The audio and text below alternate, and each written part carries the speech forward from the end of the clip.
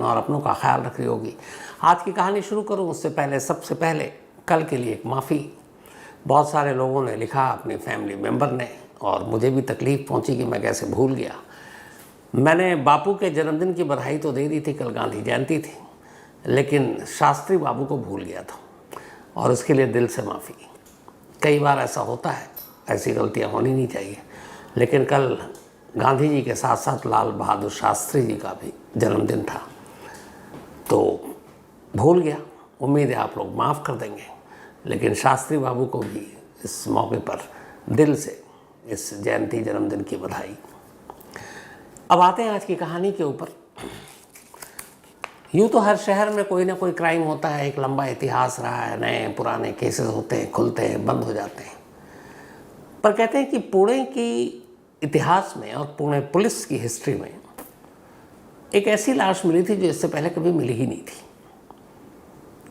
और जिस तरीके से वो लाश मिली, खुद पुणे पुलिस हैरान थी। लेकिन जब लाश मिली तब कहानी कुछ और थी और पुलिस को कुछ शक भी नहीं हुआ। हुआ ये कि पुणे से दूर एक गांव में एक शख्स की लाश मिलती है और वो लाश एक खेत में मिली थी और लाश के का सर जो है वो गायब था, लेकिन सर के नीचे का बाकी हिस्सा जो था वो बुरी तरीके से कटा फटा था, मतलब टुकड़ों में थे छोटे छोटे। और उसकी वजह ये थी कि लाश का कुछ हिस्सा एक जो रोटावेटर है उसमें फंसा हुआ था। जो गांव में लोग रहते हैं वो रोटावेटर के बारे में जानते हैं, शिकारपुरी के पास खुद है। रोटावेटर वो होता है जो खेती के लिए, सिंचाई के लिए, जब आप ज़मीन को समतल करना या फिर मट्टी को खोदना, उसके लिए इस्तेमाल किया जाता है। ट्रैक्टर के पीछे लगाया जाता है और वो एक नुकीली चीज़ होती है, तो उसके ज़रिए आप मिट्टी को अपने उसी हिसाब से ढालते हैं, निकालते हैं। तब उसमें बड़े ब्लेड्स और बाकी चीज़ें होती हैं लगी हुई। तो उसी रोटावेटर में इंसानी लाश के कुछ टुकड़े फंसे हुए थे और इत्तेफाक से सुबह सुबह एक किसान जब खेत में पहुंचा तब उसने देखा कि इस रोटावेटर पर मतलब अजीब मंजर था उस पूरे इलाके में, उस पूरे वहाँ पे जहाँ पे ये रोटावेटर खड़ा था, खून ही खून और इंसानी लाश के टुकड़े। पुलिस को खबर मिली, पुलिस मौके पर पहुँची, लेकिन लाश का सर गायब था। अब कुछ हिस्से बचे हुए थे, कुछ जिस्म पे कपड़े भी थे, तो गांव के लोग फ़ौरन जमा हो गए। तो ज़्यादा मुश्किल नहीं आई लाश की शिनाख्त में, इसलिए कि पहले तो ये पता चला कि ये रोटावेटर किसका है। तो पता चला इसी गांव के एक किसान जिसका नाम सुभाष है, सुभाष उर्फ केरवा छबन थोरवे, उसी का है और वो किसानों को किराए पर देता है। अब चूँकि रोटावेटर उसी का, फैमिली के लोग भी आ गए। थोड़ी देर में फैमिली वालों ने उन लाश के टुकड़ों में वो जो कपड़े पहने हुआ था, वो सिमटा हुआ था, उसको देखकर पहचान लिया कि ये सुभाष की लाश है। अब पुलिस मौके पर आती है, सारी चीज़ों का मुआयना करती है और ऐसा लगता है कि शायद ट्रैक्टर चलाते हुए जो शख्स था, अति सुभाष, क्योंकि उसी का था, और वो गलती से एक्सीडेंटली उस रोटावेटर पर जाकर गिर गया और वो चूँकि चल रहा था और उसी के ब्लेड में फंस गया और इसलिए उसके लाश के टुकड़े हो गए। लेकिन अजीब बात यह थी कि उसका सर कहीं नहीं मिला आसपास में। तो पुलिस को लगा क्या पता तो रोटावेटर के हिस्से में आकर सर के भी टुकड़े वुकड़े ना हो गए हों। तो खैर पुलिस ये सारी चीज़ें करती है, लेकिन एक शक तो रहता है। और उसके बाद ये बात थी 17 दिसंबर 2022 की, जब ये लाश और उसके टुकड़े मिले। इसके बाद 22 दिसंबर 2022 को उसी पुणे के इलाके में, वहाँ पर एक इंद्रायणी नदी है, उसी किनारे सुभाष का एक शोक सभा रखा गया और तमाम लोगों को बुलाया गया। बाकायदा उसके लिए एक पोस्टर छपा और उस पोस्टर में सुभाष की तस्वीर थी और एक लाइन लिखी हुई थी, और वो लाइन ये थी कि आपकी प्यारी यादों की खुशबू हमेशा हम लोगों के साथ रहेगी, और साथ में सुभाष की तस्वीर। और कार्यक्रम की तारीख 22 दिसंबर 2022 दोपहर का वक्त उस पर लिखा हुआ था। सारे लोग, सारे रिलेटिव, सारे गांव के लोग आए, शोक सभा में शामिल हुए और उसके बाद सब लौट गए। ये बात है 22 दिसंबर की। अब 22 दिसंबर के बाद 23 दिसंबर को अचानक एक अनहोनी होती है। अनहोनी ये कि जिस गांव में सुभाष रहता था, उस गांव से कुछ गांव दूरी पर उसकी एक बहन रहा करती थी और शोक सभा में वो जिस दिन मौत की खबर मिली तभी पूरा परिवार आ गया था, शोक सभा में शामिल हुए। उसके बाद 23 दिसंबर को ये लोग अपने अपने घरों को लौट गए। जब घर को लौटे तो 23 दिसंबर की देर रात अचानक सुभाष की बहन के घर पर दस्तक होती है। जब दस्तक होती है वो दरवाज़ा खोलती है, जैसे ही दरवाज़ा खोलती है वो बेहोश हो जाती है। दरवाजे पर उसका भाई वही सुभाष खड़ा था, जिसके अंतिम संस्कार के वक्त भी वो गांव में थी और जिसके शोक सभा में 24 घंटे पहले वो इंद्रायणी नदी के किनारे थी। और वो सुभाष अब सामने खड़ा था। जब उसे होश आया वो भूत भूत चिल्लाने लगी। अब घर के बाकी लोगों ने भी जब देखा तो सभी का एक ही हाल। सुभाष को समझ में आ गया मामला क्या है। वो फ़ौरन कहता है कि भाई मैं ज़िंदा हूँ, मैं मरा नहीं हूँ। अब इसके बाद थोड़ी देर के बाद उन लोगों को थोड़ी सी तसल्ली होती है और कि चलो, और फिर उन्हें यकीन हो जाता है। और इसी यकीन के बाद उन्हीं में से एक रिलेटिव, बहन नहीं, बहन तो अपने भाई को गले लगा रही है, उन्हीं का एक और रिश्तेदार वो सुभाष के गांव फ़ोन कर देता है उसके घर पर। सुभाष एक शादीशुदा शख्स था। 2 साल पहले उसकी बीवी ने खुदकुशी कर ली थी, जान दे दी थी अपनी। 2 बच्चे हैं। तो उसके घर पे फ़ोन आया कि सुभाष जिंदा है। घर वालों की खुशी का ठिकाना नहीं। और ये धीरे धीरे बात पूरे गांव में फैल गई कि 24 घंटे पहले जिसका शोक सभा जिसकी हुई, जिसके अंतिम संस्कार में लोगों ने हिस्सा लिया, वो सुभाष जिंदा है। अब ये बात पुलिस के कानों तक पहुंची। अब पुलिस उधर सर को लेकर शक में जुटी हुई थी कि शक तो था कि कुछ तो मामला गड़बड़ है। इधर फ़ोन आ गया बहन के घर वालों के यहाँ से कि ये जिंदा है। उधर जैसे ही सुभाष को पता चला कि घर वालों तक बात पहुंच गई है, उसके बाद उसकी बहन और वो लोग उसको लेकर गांव उसके पहुंच जाते हैं कि चलो सब खुश होंगे, तुम्हारे बच्चे खुश होंगे, पिताजी माताजी सब खुश होंगे। अब वो पहुंचता है गांव आता है। गांव वालों की खुशी का ठिकाना नहीं। लोग चमत्कार मान रहे हैं, कुछ अब भी उसे भूत समझ रहे हैं। अब ये सब कुछ घर के अंदर चल रहा है।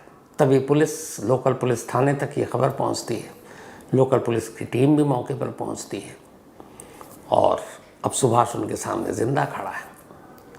लेकिन थाने आने से पहले उसी पुलिस थाने में एक और रिपोर्ट लिखी हुई थी। और ये रिपोर्ट सुभाष के गांव से एक गांव छोड़कर एक और गांव था। उस गांव में एक शख्स रहता था जिसका नाम है रविंद्र घेनंद। तो रविंद्र के घर वाले थाने में रिपोर्ट लिखाते हैं कि रविंद्र 18 दिसंबर से लापता है। उम्र 48 साल रही होगी। और रविंद्र और सुभाष दोनों दोस्त थे। पुलिस ने रिपोर्ट लिख ली। उन्होंने कहा तफ्तीश करते हैं। अब इधर अंतिम संस्कार हुआ, लोगों के सामने ये सच्चाई है। लेकिन सुभाष घर लौट आया, ये दूसरा सच है। और तीसरा सच ये है कि एक और शख्स जो सुभाष का दोस्त है रविंद्र, वो 17 दिसंबर से गायब है, ठीक उसी दिन से जिस दिन सुभाष की लाश मिली थी। अब पुलिस पहुंचती है। सबसे पहले तो ये कि ये बताओ भाई, तुम 17 से 23 तक कहाँ थे और अचानक अब तुम टपक पड़े। फिर ये हुआ कि चूंकि दोस्ती थी तो पुलिस अपनी तरफ से तफ्तीश कर रही है और गांव में जहाँ जहाँ पे कोई सीसीटीवी कैमरा वैमरा मिल रहा है वो भी पूछताछ कर रही है। लेकिन इधर गांव का आलम ये है कि सब खुशी के मारे पागल हो रहे हैं कि भाई जिसे हमने मुर्दा माना वो जिंदा होकर आ गया है। अब भी कुछ इस डर में है कि ये भूत प्रेत है, कुछ गड़बड़ ना हो जाए। लेकिन पुलिस कानून के हिसाब से चुपचाप अब अपनी तफ्तीश कर रही है रविंद्र की गुमशुदगी की। तो जब तफ्तीश करती है तो पुलिस को कुछ सीसीटीवी कैमरे मिलते हैं। उस कैमरे में कुछ चीज़ें सामने आती हैं और पता चलता है कि 16 दिसंबर को रविंद्र और सुभाष साथ में थे। इसके बाद फिर क्या हुआ, क्योंकि अब रविंद्र गायब है और सुभाष लौट आया, तो सीसीटीवी कैमरे की बरामदगी के बाद पुलिस ने अब कहा कि सुभाष से ज़रा तसल्ली से पूछताछ करते हैं, लेकिन घर और गांव में नहीं, वरना लोग भड़क जाएंगे। उसे लेकर थाने बुलाया जाता। अब थाने में उससे पूछा जाता तुम्हारा दोस्त रविंद्र कहाँ है। वो इधर की बातें करता है। फिर पुलिस उसे सीसीटीवी के फुटेज दिखाती है और आखिरकार सुभाष सच उगलता है। फिर वो एक कहानी सुनाता है। कहानी ये थी कि 2 साल पहले सुभाष की बीवी ने अपनी जान दे दी थी। उसके बाद पड़ोस के एक गांव की एक महिला से उसकी दोस्ती हो गई। दोनों एक दूसरे से प्यार करने लगे। अब प्यार इस कदर आगे बढ़ा कि दोनों ने तय किया कि वो शादी करेंगे। लेकिन सुभाष के 2 बच्चे थे। गांव, बिरादरी, रिश्तेदार, पंचायत, बहुत सारी चीज़ें आ रही थी कि ये शादी हो नहीं सकती। तो उसे पता था कि ये शादी हो गई नहीं और बच्चे भी अब बड़े बड़े होने वाले हैं, तो सब विरोध करेगा, तो फिर वो क्या करे। तो उसने तय किया कि नहीं, रहना तो मुझे उसी के साथ है, अपनी उसी प्रेमिका के साथ। और फिर इन दोनों ने मिलकर तय किया कि हम दोनों कहीं इस इलाके से, इस पूरे राज्य से ही दूर जाकर अपनी एक छोटी सी दुनिया बसाएंगे और वहीं रहेंगे। सुभाष ने भी तय कर लिया, अपने बच्चों को, रिश्तेदारों को छोड़ देगा और उसने भी, और वो दोनों शादी करेंगे और जाकर कहीं दूर किसी नए नाम, किसी नई पहचान के साथ किसी नए शहर में अपना नया आशियाना बनाएंगे। ये तय हो गया। लेकिन अब ये है कि कैसे। हालांकि वो चाहता तो खामोशी से दोनों निकल लेते, लेकिन नहीं। उसे लगा कि लोग और घर वाले उसे ढूंढेंगे आखिर तक, तो ऐसा क्या काम किया जाए कि वो लोग न ढूंढे उसे, उसका अपना परिवार उसे न ढूंढे। तब फिर उसने एक बड़ी खतरनाक साजिश रची, खुद को मुर्दा करना दुनिया वालों के सामने।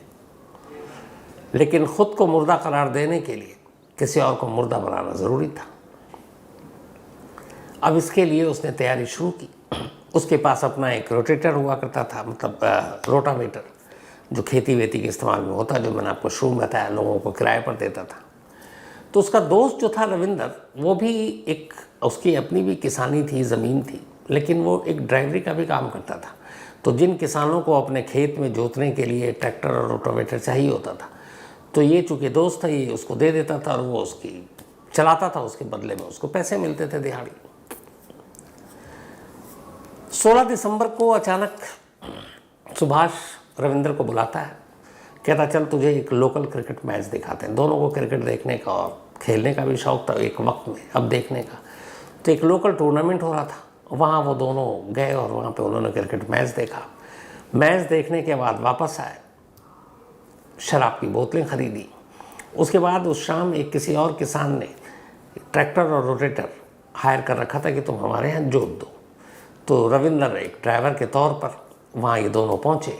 रात 9 बजे तक वो जोतता रहा खेत को। 9 बजने के बाद उन्होंने शराब पी। शराब पीने के बाद उसी खेत में अचानक एक तेज़ धार, वो घास काटने वाला दतिया जो होता है शायद, वो उससे मारता है और रविंदर की मौत हो जाती है। इसके बाद वो उसी से उसका गला काटता है। बाकी लाश खेत में पड़ी है। वो खुद ट्रैक्टर पर बैठता है और उसी रोटावेटर को उस पर चला देता है, जिससे लाश के टुकड़े हो जाते हैं। लेकिन इससे पहले वो एक और काम करता है। जब गला काट देता है तो फिर वो उस लाश से उसके कपड़े उतारता है, रविंदर के शर्ट और पैंट। उतारने के बाद अपने कपड़े उसे पहनाता है। पहनाने के बाद अब उसके बाद वो ट्रैक्टर पर बैठता है और उसी लाश पर रोटावेटर चला देता है ताकि बिल्कुल पहचान में ना आए। और फिर उसी रात के अंधेरे में, अब चूँकि उसने अपने कपड़े पहना दिए और रविंदर के कपड़े खुद नहीं पहने, क्योंकि लोग समझ जाएंगे कि वो तो रविंदर था, तो उसने वो हथियार जिससे मारा, उसके कपड़े, ये सारी चीज़ें उठाई और वो सर, और ले जाकर दूर एक कुएं में ये सारी चीज़ें फेंक दी। अब वो खुद नंगा है और उसी नंगे में अंधेरे में जा रहा है। दूर जाने के बाद किसी शख्स से उसने पैंट लिया और एक शॉल ली, क्योंकि दिसंबर का महीना था। शॉल लेकर और पैंट लेकर अब वहाँ से वो सीधे निकलता है और उस गांव में पहुँचता जहाँ उसकी प्रेमिका रहती है। वहाँ जाने के बाद उससे कहता है कि चलो फ़ौरन अब वक्त आ गया, हम दोनों अपनी दुनिया बसाएंगे। वो अपनी प्रेमिका को लेकर निकल जाता है। फिर ये वहाँ से दूर निकलते हैं, एक जगह एक गेस्ट हाउस है, वहाँ पर रुकते हैं 3 दिन तक। 17 हो गया था, 17, 18, 19।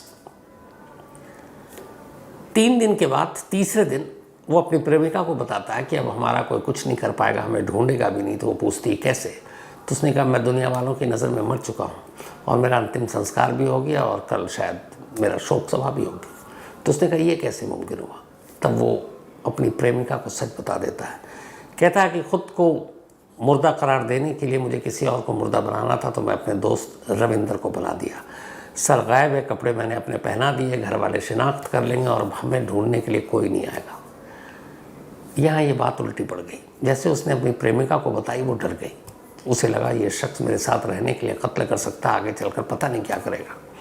उसने अपनी डर और दहशत को छुपाई और कहा कि देखो तुम मुझे अभी तो मेरे घर लौटा दो, जब सब कुछ मामला ठीक हो जाएगा तब मैं तुम्हारे साथ चलूँगी। अब वो उससे प्यार भी करता था। उसने उसकी बात मानी और उसके बाद 22 दिसंबर की रात को ही वो, जिस दिन इसकी शोक सभा थी, अपनी प्रेमिका को उसके गांव छोड़कर रात के अंधेरे में वहाँ से निकलता है। वहाँ से अब ये पूरे 20 किलोमीटर तक, क्योंकि ऐसे ये डर है कि लोग देख ना लें किसी कोई भी एक गाड़ी से या किसी से जाने में, तो अंधेरे में ये तय करता है कि अंधेरा हो जाए तो फिर बहन के घर जाऊँगी, एक रात गुजारूँगा, फिर वहाँ से कहीं निकलूँगा। 20 किलोमीटर तक पैदल चलता है और 20 किलोमीटर पैदल चलने के बाद रात को अपनी बहन के घर पर दस्तक देता है। बहन देखते ही बेहोश हो जाती है, भूत समझती है, लेकिन बाद में उसी के गांव में ये खबर जाती है, सच्चाई सामने आती है कि वो कभी मरा ही नहीं था, तो इसलिए भूत कहाँ से बनेगा। पुलिस ने उसे फिर गिरफ्तार किया और उसने पूछताछ में ये कबूला कि मैं सिर्फ अपनी प्रेमिका के साथ एक खामोश और गुमनाम ज़िंदगी जीने के लिए मैंने यह कत्ल किया, और वो बेचारा गरीब उसका दोस्त मारा गया। फ़िलहाल वो जुडिशल कस्टडी में है, जेल में है, मुकदमा अभी चल रहा है, 2 साल हुए हैं। बीच में कोरोना की वजह से डिले भी हो गया और उम्मीद ये है कि शायद 1-2 साल में इसका फैसला आ जाए, तो भी जल्दी है। तो ये थी आज की कहानी, लेकिन कहानी ख़त्म करूँ उससे पहले वही अपना सिलसिला। एक तो सबसे पहले आज पूरी क्राइम तक फैमिली मेम्बर को हैप्पी नवरात्रि। आज नवरात्रि का पहला दिन, तो आप सभी को हैप्पी नवरात्रि। शिकारपुरी भी इधर बैठे हुए हैं, वो इशारा कर रहे हैं कि हाँ मेरी तरफ से भी, शिकारपुरी की तरफ से भी।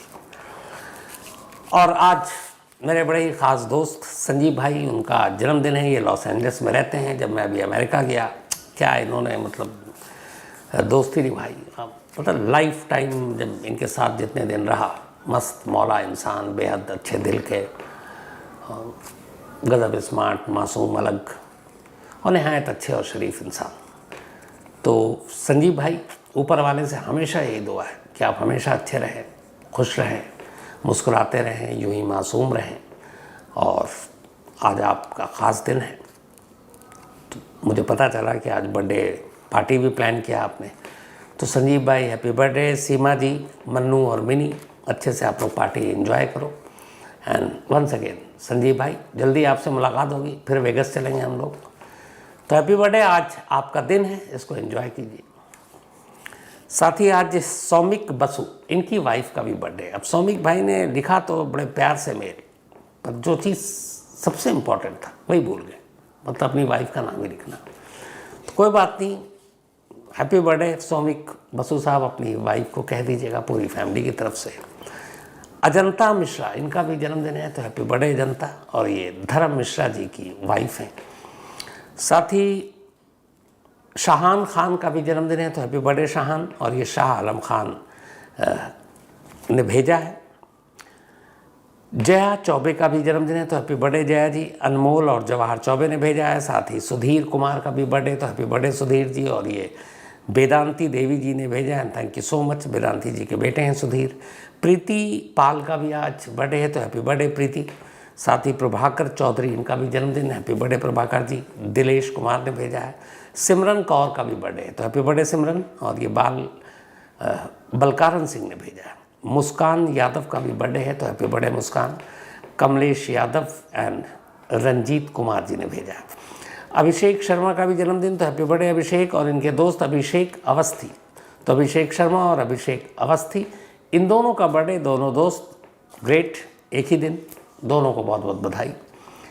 साथ ही शिवी शर्मा का भी जन्मदिन है, तो हैप्पी बर्थडे शिवी, भेजा है राहुल शर्मा ने। जतिन भारद्वाज, इनका भी बर्थडे, तो हैप्पी बर्थडे जतिन, भेजा विवेक शर्मा ने। इसके अलावा रश्मि खड़े, इनका भी जन्मदिन है, तो हैप्पी बर्थडे रश्मि जी। तो कहानी में आज इतना ही। अब आपसे मुलाकात होगी कल रात 9 बजे किसी नई कहानी के साथ। तब तक अपना और अपनों का ख्याल रखिएगा। Thank you very much.